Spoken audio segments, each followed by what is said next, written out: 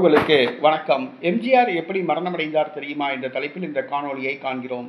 எம்ஜிஆர் ஒரு பிரபல தமிழ் திரைப்பட நடிகர். இவர் அரசியலுக்கு வந்தார். இவர் சட்டசபை உறுப்பினராகவும் எம்எல்சியாகவும் பதவி வகித்தார். திமுகவின் பொருளாளராக பதவி வகித்தார். தமிழக முதலமைச்சராக பதவி வகித்தார்.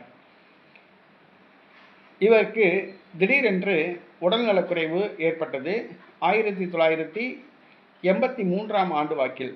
அப்பொழுது அவருக்கு பரிசோதனை செய்ததில் 2 சிறுநீரகமும் செயலிழந்ததாக அறிவிக்கப்பட்டது.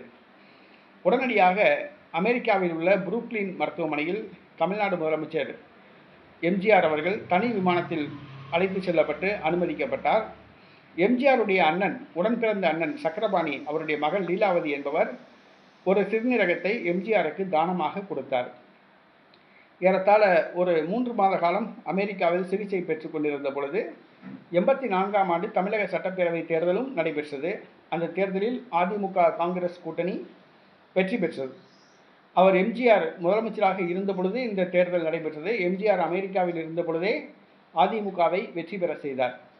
அவர் தமிழகம் திரும்பியதும் மீண்டும் அவர் முதலமைச்சராக பொறுப்பேற்றுக் கொண்டார். இருந்தாலும் கூட அவருக்கு உடல்நலக் குறைவு இருந்தது. பொது நிகழ்ச்சிகளில் அவ்வளவாக கலந்து கொள்ள முடியவில்லை. ஓய்வெடுத்துக் கொண்டிருந்தார். 1987ஆம் ஆண்டு டிசம்பர் மாதம் 25ஆம் தேதி கிறிஸ்துமஸ் அன்று அதிகாலை அவருக்கு மாரடைப்பு ஏற்பட்டது.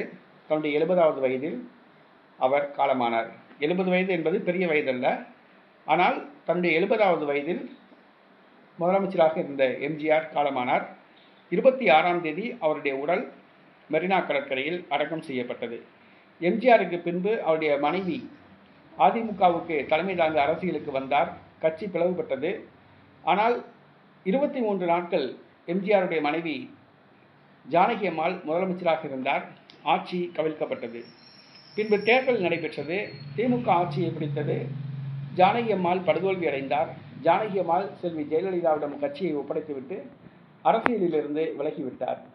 எம்ஜிஆர் இறந்த ஒரு சில நாட்களுக்குள் அவருக்கு பாரத ரத்னா விருதும் வழங்கப்பட்டது.